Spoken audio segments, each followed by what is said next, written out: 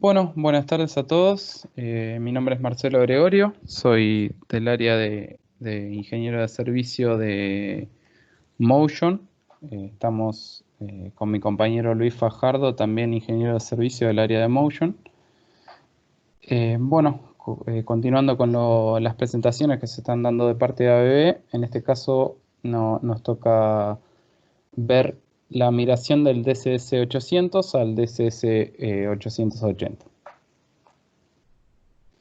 En particular, la agenda que nos va a tocar en el día de hoy va a ser una introducción básica a lo que es el DCS 880, sus características, funcionalidades, seguridad, y luego nos vamos a introducir y más adentro de lo que es la migración como tal. Dentro de lo que es la migración se van a ver similitudes de dimensiones, especificaciones de excitadores de campo a nivel hardware, comunicación, eh, parámetros y la programación del equipo. En este caso vamos a estar viendo desde que ABB comenzó su ciclo con los convertidores de continua. Podemos ver que la historia data de 1920, cuando arrancó con los rectificadores de arco de mercurio. Estos fueron los primeros drives de ABB a nivel industrial hasta 1996, donde salió el primer DCS 600. En cambio, con la nueva tecnología moderna y demás, eh, nosotros podemos llegar a nuestro actual convertidor, que es el DCS 880, que fue producido en 2016. Una particularidad muy importante que se hace mucha mención es la inclusión del Seytor-Kioff en función de seguridad en el DCS 880. Esto es muy importante, ya que es el único en la gama de convertidores de continua el cual lo trae anexado de fábrica, digamos. Bueno, las principales características del DCS-80 van a ver mucha similitud con lo que es el ACS 880. O sea, este tipo de equipo intenta construirse a partir de la compatibilidad total. Tanto los equipos que hemos visto en presentaciones anteriores, como los 880 o 580, de Alterna, también utilizan mucho de lo que es eh, estas características en lo que es el DCS 880. Entre ellas tenemos lo que es la unidad de memoria removible, donde podemos tener almacenamiento de los parámetros, y el software. Es bastante simple de instalar. Lo bueno de la memoria y lo que nos permite es tener varios equipos y ir haciendo un backup de parámetros, o, digamos, obtener los parámetros fácilmente e intercambiarlos uno con otro sin ningún problema. Acá algo muy interesante de lo que es el DCS 880, que es, la mencioné anteriormente, pero es el Save Torque Off. Importante que viene incorporado como estándar, y esto nos permite, digamos, dar los mayores estándares de seguridad dentro de las normas. El Save Torque Off nos proporciona hasta el Safety Integrity Level, que es el SEAL 3, con un Performance Level de nivel E. Esto sería, digamos, de manera estándar, y sería la mayor seguridad que viene incorporada de fábrica. Bueno, en el mismo convertidor vamos a tener todas las aplicaciones, las típicas configuraciones de continua, ya sea en el firmware estándar vamos a tener rectificador de 6 pulsos, 12 pulsos, podemos tener motores compartidos, podemos realizar inversiones de campo, podemos, por ejemplo, maestro esclavo. Hay muchas configuraciones que son típicas del DC y que podemos mantener con el DCS 880. En lo que es la conectividad y comunicación, vamos a tener mucha similitud de vuelta con nuestro compatriota de Alterna, el cual tiene todo lo que son las conectividades tipo F. Esto nos da la comunicación. Los módulos de comunicación son todos, se pueden compartir con otros equipos. O sea, nosotros podemos tener un módulo de comunicación para el DSS 880 y también lo podemos utilizar en el ACS 880. Al igual que lo que son las extensiones de entradas y salidas y lo que es retroalimentación de velocidad, ya sea encoder o tacómetro.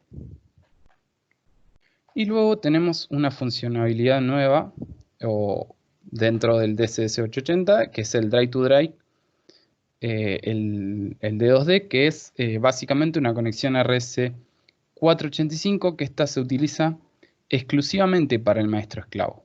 Antes, en el DSS 800, utilizábamos una placa adicional para poder hacer la conexión maestro-esclavo. De esta manera viene estándar y podemos realizarlo de manera bastante simple con un par trenzado.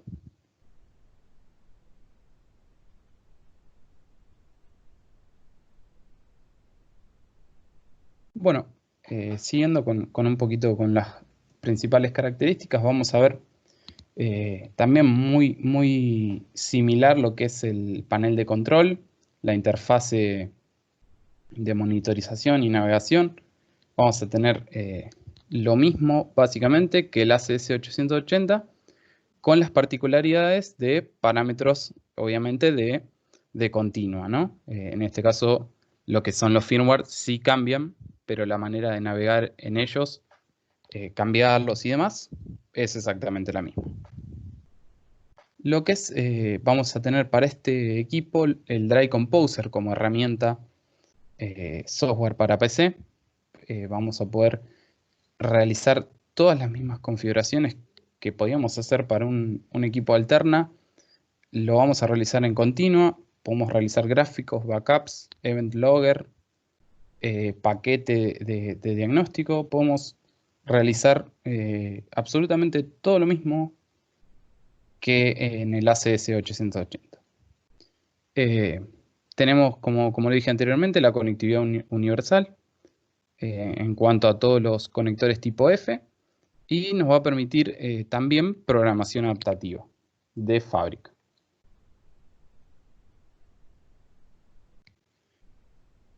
En cuanto a lo que es el hardware, respectivamente desde el H1 al H4, que son las siglas con las cuales se nomencló la parte de hardware, fue construido sobre la base del DSS 550, que es un equipo antecesor al DSS 600.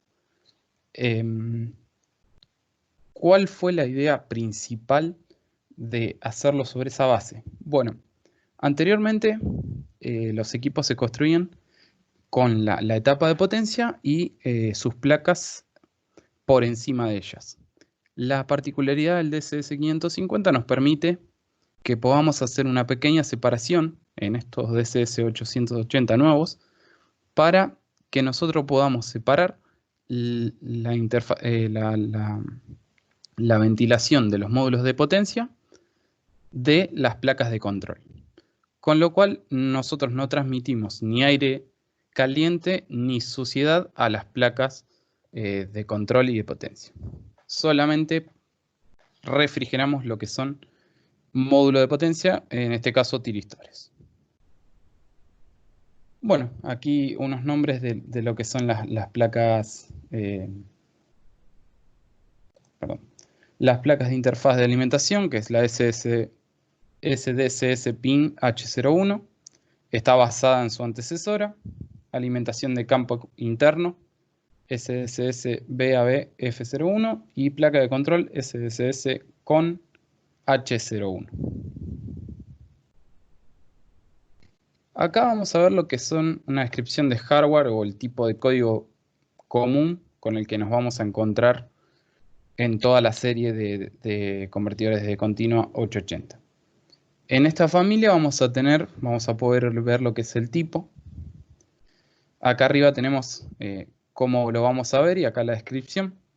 En esta descripción, en el tipo, en el AA, vamos a ver estas 4 distintas formas de versiones en las que viene el convertidor, donde S0 va a ser un estándar, un convertidor estándar, un R0 va a ser un kit de rebuild, básicamente un rebuilding kit. El E0 va a ser una solución, un panel solution dentro de un tablero, digamos. A0 va a ser un enclosed converter, que va a ser ya un tablero completo, digamos. Después vamos a tener lo que es el tipo de puente, en lo que es la X. La X nos va a representar el tipo de puente y vamos a tener 1 o 2, donde 1 es un puente simple, que va a ser un convertidor de 2 cuadrantes, donde se va a comportar solamente como motor. Y si no, tenemos en 2 antiparalelo, o sea, los puentes antiparalelo. Acá vamos a tener un convertidor de 4 cuadrantes, donde vamos a poder actuar como motor y actuar como generador. Vamos a poder frenar inyectando en la red. Después vamos a tener el tipo de módulo, donde es las 4Y nos van a representar la corriente que nos puede brindar este equipo, el rango de corriente, en corriente continua obviamente. Luego el rango de voltaje está representado por las 2 zetas, donde tenemos acá las diferentes tensiones de alimentación, desde el 4 hasta el 12. Luego tenemos conexión de potencia. Esto se da en equipos un poco más grandes, lo que es el L y la R. X representa la estándar, las conexiones estándar, estos son conexiones de barra. L y A y R nosotros podemos tener ese opcional cuando tenemos un tablero donde podemos salir con las barras hacia la derecha o hacia la izquierda, dependiendo de nuestro tipo de construcción y nuestra necesidad. Y el código de revisión, esto es para cuando van saliendo modelos distintos de revisión. Bueno, como ya habíamos hablado, lo que es la unidad de memoria removible es básicamente la encargada de tener el firmware. Lo podemos reemplazar muy fácil. Podemos tener una de backup para todos nuestros equipos. Si nosotros tenemos alrededor de 5 o 10 equipos, sabemos que una memoria, si estamos hablando de firmware estándar, nos puede servir para cualquiera de ellos, si en el caso de que nos pueda fallar alguna o necesitamos reemplazarla por algún motivo. Y bueno, también podemos saber que tenemos una interfaz de configuración con el panel. Esta es la encargada de hacerlo. Y también tiene serie de datos encriptados, los cuales se pueden obtener con lo que es la herramienta del Dry Composer.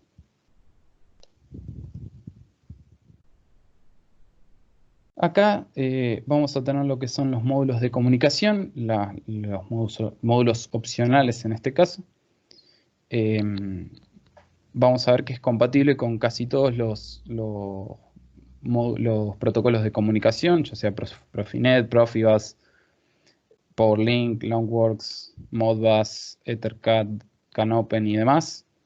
Podemos tener 2 tipos de comunicación al mismo tiempo. Eso es importante. Podemos configurar nuestras macros para poder utilizarlo. Se le puede adaptar lo que es el monitoreo remoto y diagnóstico vía Ethernet o vía NETA21. Esto es muy importante en estos tiempos.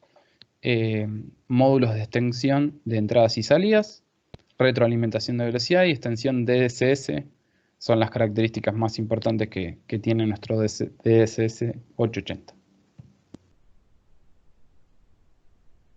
En el caso de los módulos de comunicación, como ya lo dije anteriormente, son todos estos que podemos ver acá. Son los principales protocolos de bus de campo que son compatibles, ya los mencioné anteriormente. Y una de las cosas más importantes es que se pueden usar los dos al perdón, al mismo tiempo. Lo que es la Neta 21 y lo que es el monitoreo remoto, se había hablado anteriormente, pero es importante destacar que el DCS 880 puede cumplir y puede actuar con esta tecnología de monitoreo y diagnóstico de manera remota y, digamos, lo soporta al igual que el ACS 880 y demás equipos. Es importante este punto, ya que nos permite, digamos, la posibilidad de monitorear y ver hasta realizar puestas en marcha de manera remota, sin la necesidad, digamos, de la presencia. Pero bueno, es a modo de comentario. Bueno, el panel de control vamos a ver que es básicamente igual al del ACS 880. Tenemos el reloj en tiempo real, podemos realizar con él lo que son copias de seguridad. En este equipo sí tenemos un distintivo a nivel asistente. El asistente para la puesta en marcha es distinto. Al ser un equipo de continua, para una puesta en marcha necesitamos otras particularidades digamos, de detalles de motor de continua, algún que otro parámetro, el cual no tiene nada que ver con lo que es el de alterna, pero sí es muy potente este asistente, que nos ayuda para la puesta en marcha fácil y rápida, digamos. Después, bueno, tenemos los idiomas, las funciones de ayuda, arranque rápido varias unidades, el panel de control, como lo hemos visto anteriormente, nos podemos conectar a través de USB. Existe una versión, la W, la cual trae versión Bluetooth para DriveTune, que es una aplicación para lo que son celulares. Y luego el panel obviamente lo podemos usar para varios equipos, no para uno solo. Podemos tener un solo panel para todos los equipos que nosotros tengamos, ya que son todos compatibles.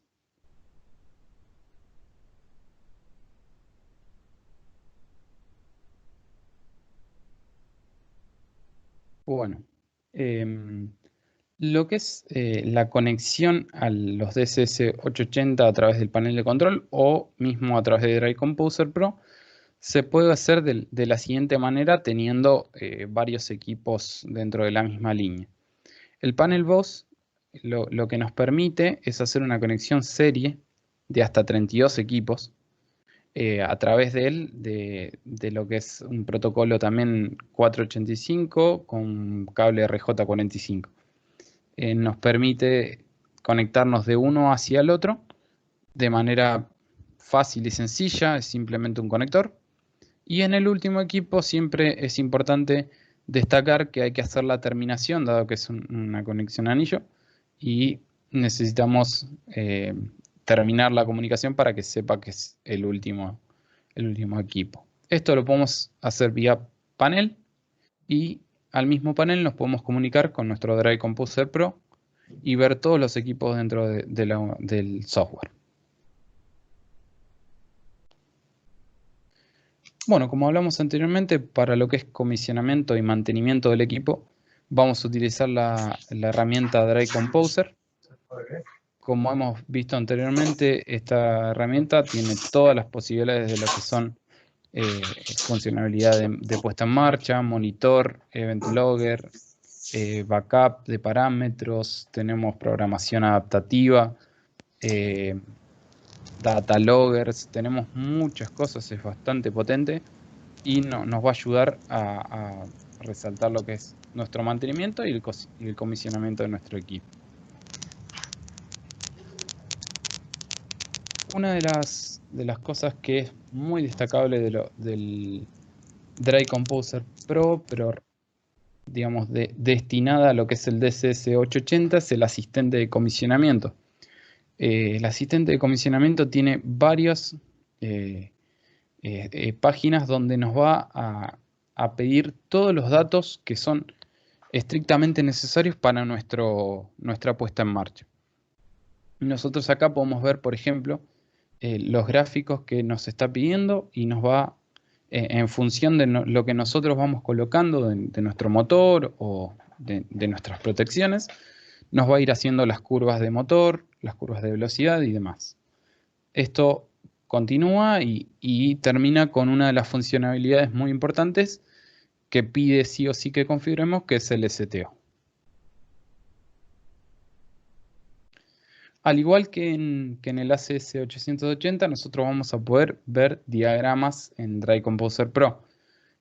Van a ser un tanto distintos, ya que nos referimos a equipo de continua, pero de igual manera vamos a poder hacer diagnósticos y o referencias a partir de lo que es el diagrama del Drive Composer. En este caso, por ejemplo, vemos un puente de Thyristor, el cual podemos ver los valores en tiempo real y en tiempo y forma, ¿no? Como se hace a la corriente, la tensión de el main voltage, lo que es la tensión de entrada y demás, ¿no? La velocidad filtrada y demás. Otra cosa que es importante es que podemos realizar los bloques de programación adaptativa, al igual que lo que es el ACS 880. Esto nos va a permitir realizar opciones o aplicaciones las cuales no están dentro de lo estándar, sin la necesidad de tener un PLC si no es algo tan complejo, si es algo relativamente con lo que son bloques funcionales, ya sea aritméticos, lógicos o de PID, podemos realizarlo sin ningún problema. Y acá, bueno, una de las opciones más importantes del DCS 880 es que tenemos la funcionalidad como estándar del STO. Y bueno, se habla mucho de STO. ¿Qué es lo importante de esto? Lo importante es que es una seguridad con doble redundancia. Y esto nos permite a nosotros tener la posibilidad de tener las normas de seguridad más estrictas dentro de los estándares. Digamos, de esta manera lo que podemos ver es que no es una simple parada de emergencia, sino que nosotros podemos armar un circuito de seguridad solo con el STO, de manera que nosotros podemos cumplir los estándares de seguridad más altos. Acá, a modo ilustrativo, donde nosotros podemos llegar a utilizar convertidores de continua, vamos a ver que sin STO, en cada parada fija, el cambio de pasajeros, por ejemplo, necesita desconectarse, o sea bien de la red o sea bien del motor, para asegurar que el equipo no gire o no conmute. En el caso de tener STO, con el STO activo, está más que asegurado que el motor no va a volver a girar, solo con el STO. Acá vamos a ver una ilustración de lo que son los equipos sin STO anteriores, ya que ninguno lo ha traído, y en este caso es la particularidad y lo especial de este convertidor. Lo que es equipos anteriores sin STO, para poder llegar a un Safety Integrity Level nivel 2, con un Performance Level nivel C, vamos a necesitar sí o sí un relé de seguridad con un stop y un contactor que nos saque de línea. Esto es lo que hablaba anteriormente, ¿no? Para poder asegurar que el motor no va a girar, nosotros necesitamos sacar la tensión de línea de nuestro equipo. Ahora, para llegar a un nivel 3 y a un Performance Levels nivel E, necesitaríamos dos contactores, como una doble redundancia. Pero nuestro DCS 880 nos va a realizar una serie de acciones de doble redundancia, que nos va a permitir ahorrar en los contactores y nos va a permitir cumplir con los niveles más estrictos, desde el nivel 2 al nivel 3, con con la performance level más alta, sin la necesidad de desconectarnos de la red, sin la necesidad de tener contactor al motor y sin la necesidad de tener ningún tipo de agente externo a lo que es el drive. Esto es único en lo que son convertidores de continua, es el primero en traerlo y el primero en implementarlo en este tipo de funciones. Con esta opción, nosotros a través de su doble canal de redundancia, cumple con las normas de seguridad más estrictas, además de que en la etapa de comisionamiento esto hay que asegurarlo y en cada comisionamiento se puede, o se debe, mejor dicho, realizar una prueba del STO y de los tiempos que maneja. Bueno, a continuación va a continuar mi compañero Luis con la parte de migración. Bueno, para continuar con el siguiente punto de la presentación del día de hoy, les voy a hablar ya más en concreto qué se necesita o digamos así que puntos más importantes se deben tener en cuenta al momento de la migración del DCS 800 al DCS 880. Empezando por las dimensiones de los equipos, podemos notar, como se muestra en la tabla, que las dimensiones son bastante similares en ambos equipos. Como podemos ver acá, son prácticamente iguales, solamente con la diferencia de que en los equipos más pequeños, desde el H1, H2, H3 y H4, tenemos un poco más de profundidad, aproximadamente 15 milímetros más profundo que el DCS 800, ¿okay? Como vemos acá, en equipos más pequeños. De resto, las dimensiones son prácticamente similares o iguales. De hecho, tienen los mismos huecos de montaje, es decir, que podemos reutilizar perfectamente los mismos huecos que teníamos para la instalación del DCS 800, los podemos utilizar para el DCS 880, en este caso. Acá vemos, para el caso de los equipos más grandes, es decir, los tamaños H7 y H8, tenemos acá las dimensiones también.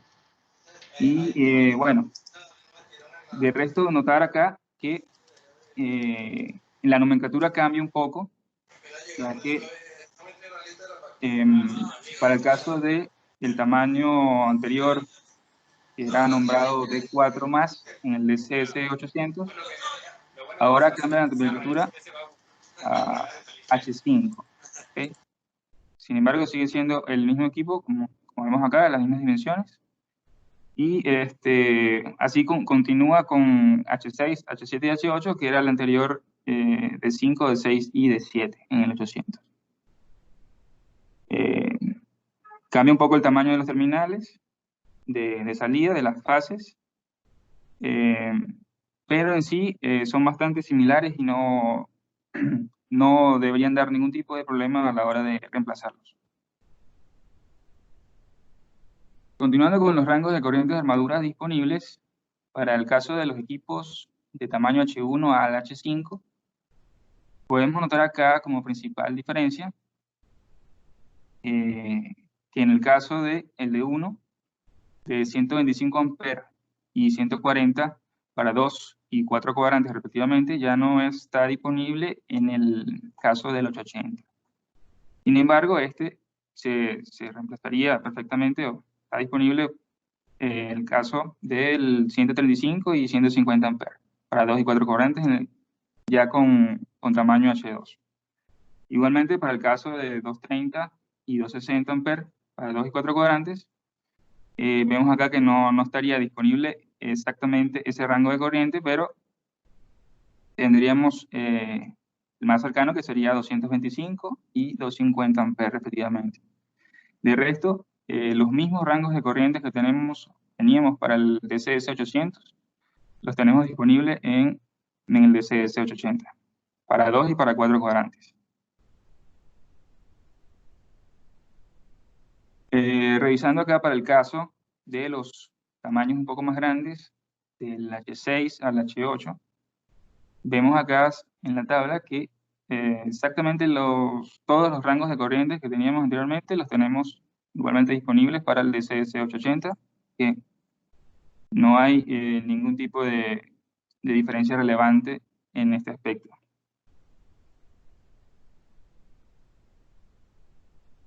Continuando con el excitador de campo, es importante recalcar que en este caso se realizó una mejora para los excitadores de campo interno.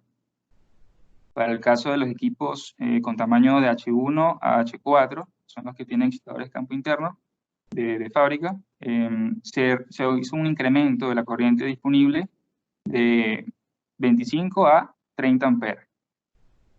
De igual manera, pueden ser deshabilitados, ¿sí? Tal cual como en el 800, pueden ser deshabilitados. Y el otro punto importante es que en el caso de los excitadores de campo externo, se mantienen exactamente igual. La misma tecnología de tiristor, con la única diferencia de que el excitador de campo externo, en el caso del 800, la salida está por el lado de abajo del equipo, en el caso del 880 está por el lado de arriba, por lo que hay que tomarlo en cuenta a la hora de que se vaya a recablear el equipo, por si se necesita un cable de mayor longitud.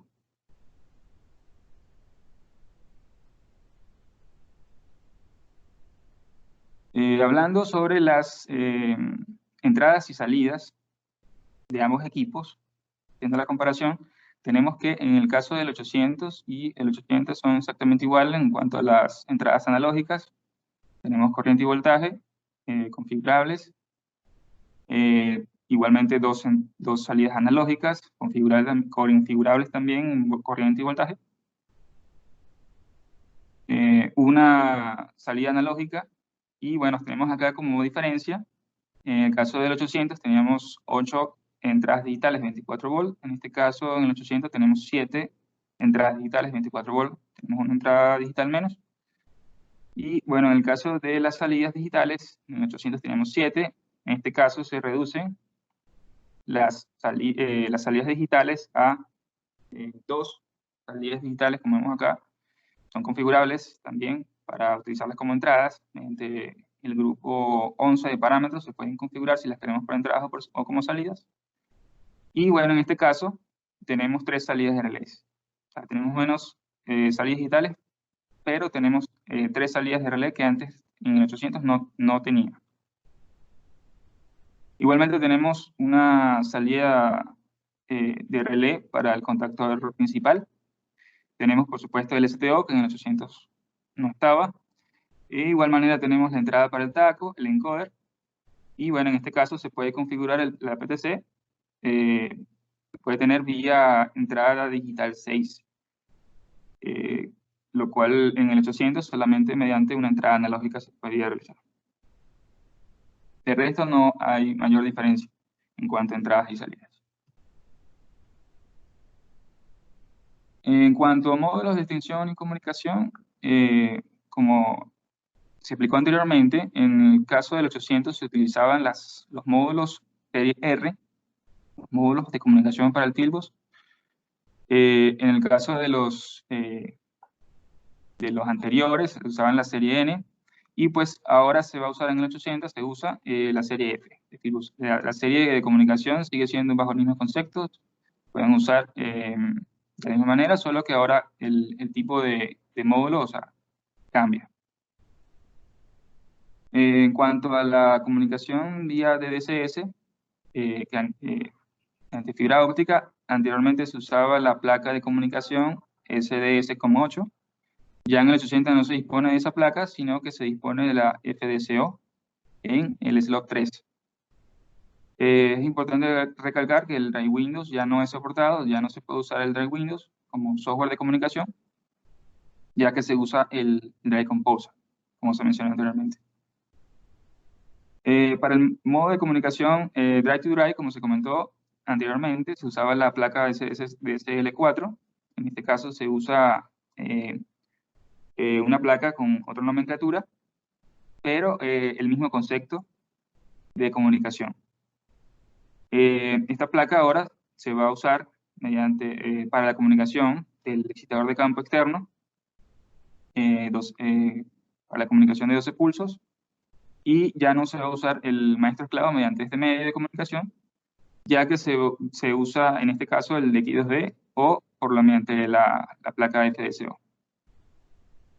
Y en cuanto a las placas de entradas y o salidas de extensión, que anteriormente teníamos la llamada IOV2 y la IOV3, las entradas y salidas analógicas, son reemplazadas ahora por la FDIO 01 o la FAIO 01.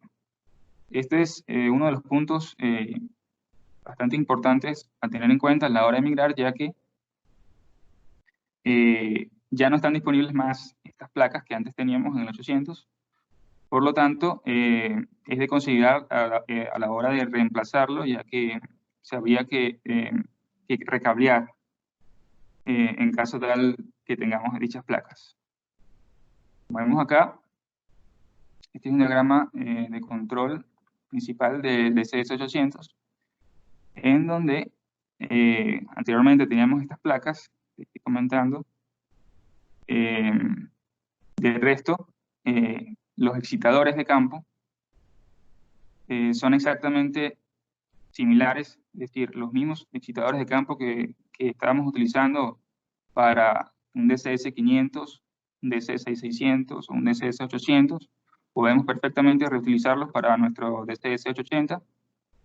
El resto de conexionado externo, es decir, fusibles, reactores de línea, autotransformadores, pueden ser reutilizados siempre y cuando el equipo sea de la misma potencia, obviamente.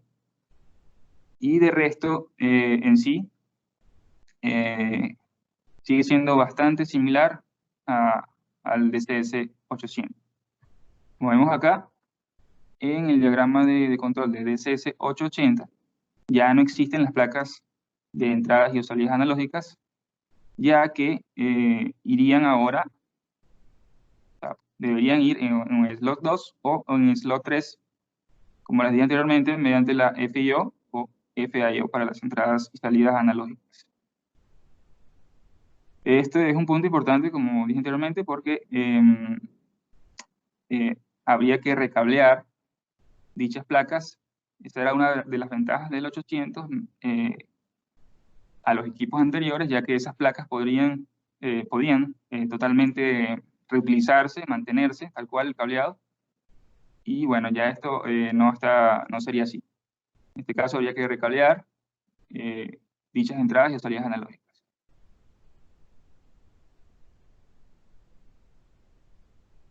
Y bueno, para darles un ejemplo de la conexión para maestro esclavo mediante X2D o FDSO, tenemos que para la conexión de X2D se usa el cable de par tensado, como se mencionó anteriormente. Tenemos un máximo de 10 esclavos que se pueden controlar, y los esclavos que estén conectados a los nodos 2, 3 y 4 pueden ser supervisados por el maestro. La longitud máxima del cable usando X2D sería de 500 metros y la velocidad de transmisión menor a 5 milisegundos. Y como se mencionó anteriormente, es importante siempre en el último, pues, cerrar el anillo. En el caso para la conexión FDSO, en este caso no se usa cable trenzado, sino que se usa fibra óptica. Igualmente se pueden conectar hasta máximo 10 esclavos. Está disponible la supervisión por parte del maestro de 4 equipos. La longitud máxima del cable de fibra óptica para cada anillo sería 30 metros con POF y 200 metros con H6. Y igualmente la velocidad de transmisión sería menor a 5 milisegundos. Para la configuración de drives un poco más grandes, sería importante recalcar, bueno, que para el caso del tamaño anterior, en el DC800 de 6, siempre, y el de 7 con este opcional, las placas electrónicas estaban dentro del módulo, y para el de 7 con este opcional, la conexión de la unidad de control a la unidad de potencia era mediante cables planos. En este caso, para el 880, la configuración de todos los H7 y H8, son los módulos, los tamaños más grandes, se conectan la unidad de potencia y la unidad de control mediante fibra óptica. Si están fuera del módulo y son conectados mediante fibra óptica. Para la configuración de Hard Parallel, tenemos hasta 4 unidades de potencia por cableado duro en el caso del 800, y igualmente para el 800 hasta 4 unidades de potencia, pero mediante fibra óptica. Para la conexión de 12 pulsos y excitador de campo externo es exactamente la misma, mediante DSS-Link. Y bueno, debido a esto es bastante importante, ya que se pueden utilizar perfectamente los excitadores de campo externo. Es totalmente compatible, son los mismos protocolos de comunicación y se pueden conectar sin ningún tipo de problema. Y bueno, para la conexión maestro-esclavo, que anteriormente se usaba la SDCS como 8 de fibra óptica y grupo de parámetros 70, ahora se va a usar en el caso del 880 la FSO mediante fibra óptica, y bueno, cambia la dirección de parámetros de configuración, que sería el grupo del 60 al 62. Igualmente, en el caso del DSS-Link, el mismo cableado duro se mantiene, y bueno, solamente cambiaría la ubicación de los parámetros de configuración de dicho equipo.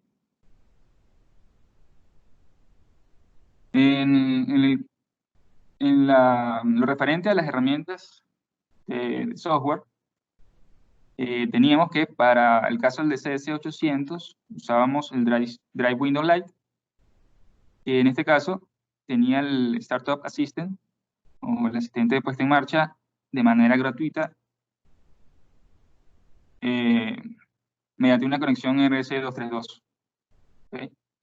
En este caso, en el DCS880 ya no se dispone de este asistente de manera gratuita, ya que solamente está disponible en el Drive Composer Pro, como se muestra acá.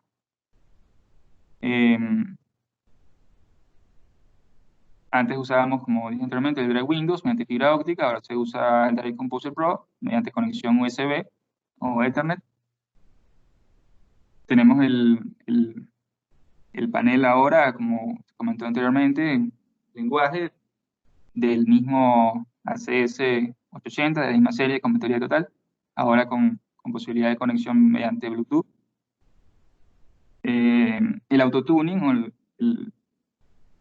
la lógica del autotuning para los controladores, retroalimentación de velocidad y evitamiento de campos se mantienen, siguen siendo exactamente las mismas, ya que son, se ha demostrado que son bastante buenas. Por lo tanto, sigue manteniéndose esta lógica de control para el caso de los controladores. Para la carga, del firmware del equipo, anteriormente se usaba Flash Development Toolkit mediante RC232, ahora se usa el software Drive Loader, que es el mismo que se usa para la familia de convertidores ACS880, mediante USB. Para el caso de los parámetros, la estructura es bastante similar. Lo único que cambia serían las direcciones de dichos parámetros en ambos equipos. ¿Okay? Por ende, este es otro punto importante a tomar en cuenta a la hora de la migración, ya que anteriormente, como sabemos, se usaba el formato de Windows, ahora se usa el Drive Composer. No hay ninguna herramienta disponible hasta ahora que permita hacer la migración automática de los parámetros del 800 al 880. Debido a esto, pues se debe realizar un nuevo comisionamiento y se pueden perfectamente trasladar los parámetros, pero manualmente, es decir, valor por valor, ya que las direcciones de los parámetros son distintas. Hablando un poco sobre las diferencias en lo que respecta a la programación adaptativa y de aplicación, tenemos que en el caso del DCS 800 teníamos disponible 16 bloques, nada más disponibles para la programación. ¿Okay? Se usaba el software de la Windows Live. La programación basada en el estándar IEC 61131. En el caso del DCS 880 tenemos para agregarle un poquito más de programación con ahora 20 bloques disponibles. Se usa para la programación el software de Composer Pro, basada en la misma norma, en el mismo estándar, IEC 61131. Se usa la Automation Builder como software para programación de aplicaciones más específicas. Y pues obviamente se necesita el análisis de bloques para dicha programación.